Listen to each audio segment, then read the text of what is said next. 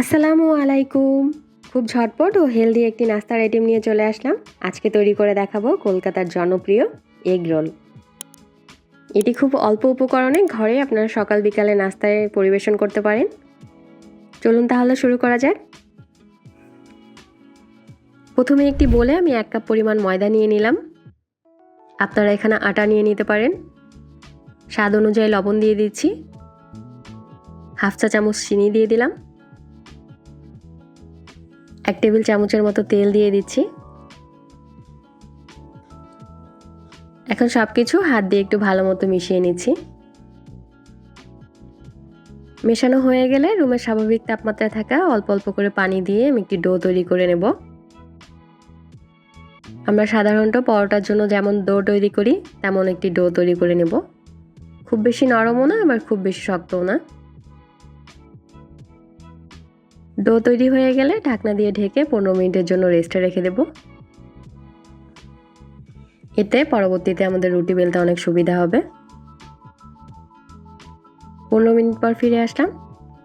এখন ডোটিকে কাউন্টার টপে নিয়ে আমি একটু মথে নিচ্ছি। মথা হয়ে গেলে একটি নাইফের সাহায্যে 3টি ভাগে ভাগ করে নিচ্ছি। এখন একটি একটি করে প্যারা তৈরি করে নেব।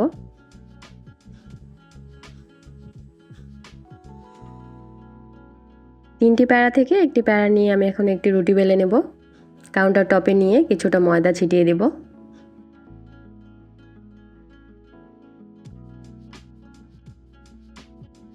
এখন একটি বেলুনের সাহায্যে আমি একটি রুটি বেলে নিচ্ছি।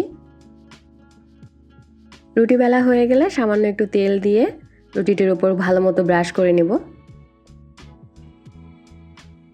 উপর দিয়ে একটু ময়দা ছিটিয়ে দিচ্ছি। আমি এই রুটিটিকে লাচ্ছা পরোটার ভাঁজ দিয়ে নেব, তাই নাইফের সাহায্যে একটু কেটে নিলাম। এখন এক পাশ থেকে ঘুরিয়ে ঘুরিয়ে ফোল্ড করে নিচ্ছি। আমরা কম বেশি সবাই লাচ্ছা পরোটার ভাঁজ দিতে পারি।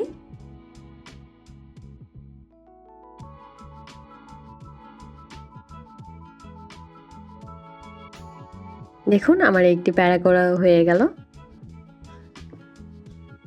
এখন এই প্যারা থেকে আমি একটু রুটি বেলে নেব। কিছুটা ময়দা ছিটিয়ে দিয়ে আবারও বেলুনের সাহায্যে বেলে নিচ্ছি। এই পরিমাণে পুরুত্ব রেখেছি আমি। এভাবে করে আরও দুটি করে নিচ্ছি। এখন একটি প্যানে আমি সেই রুটিটি দিয়ে দিলাম। মিডিয়াম টু লো হিটে আমি একটু সেঁকে নেব। এপাশ ওপাশ একটু সেঁকে নিয়ে আমি প্যানের মধ্যে আবার একটু তেল দিয়ে দিচ্ছি। সেই রুটিটিকে দিয়ে দিচ্ছি। এপাশ ওপাশ ব্রাউন কালার করে একটু ভেজে নেব। দেখুন আমার ভাজা হয়ে গেল। অন্যদিকে একটি মাগে আমি 2টি ডিম নিয়ে নিয়েছি। একটি পেঁয়াজ কুচি করে দিয়ে দিলাম। 2-3টি কাঁচামরিচ কুচি করে নিয়েছি, সেটা দিয়ে দিচ্ছি। ঝালটা অবশ্যই আপনারা বাড়িয়ে কমিয়ে নিতে পারেন। কিছুটা পরিমাণ ধনিয়া পাতা দিয়ে দিচ্ছি। স্বাদ অনুযায়ী একটু লবণ দিয়ে দিলাম। এখন সব কিছু খুব ভালো মতো একটু ফেটে নিচ্ছি।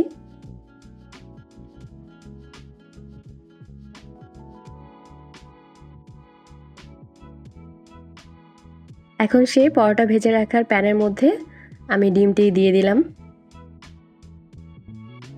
ভেজে রাখা পরোটাটি ডিমের ওপর বসিয়ে দিলাম। এখন এই পাশ ওপাশ আর একটু ভেজে নেব। দেখুন আমার তৈরি হয়ে গেল। এভাবে করে সবগুলো আমি তৈরি করে নিয়েছি। একটি স্যালাড তৈরি করে নিচ্ছি। একটি শসা কুচি করে কেটে নিয়েছি। কিছুটা কাঁচামরিচ দিয়ে দিলাম। একটি পেঁয়াজ দিয়ে দিয়েছি। সামান্য একটু লেবুর রস দিয়ে দিলাম। স্বাদ অনুযায়ী একটু লবণ দিয়ে নিচ্ছি। এই স্যালাডটি আমরা সেই ভেজে রাখা এগ রোলের ওপরে দিয়ে দিচ্ছি লম্বাটে করে।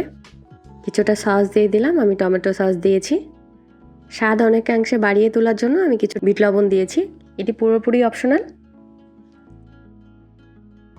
এখন এক পাশ থেকে ফোল্ড করে করে আমি রোলের শেপ দিয়ে নিচ্ছি।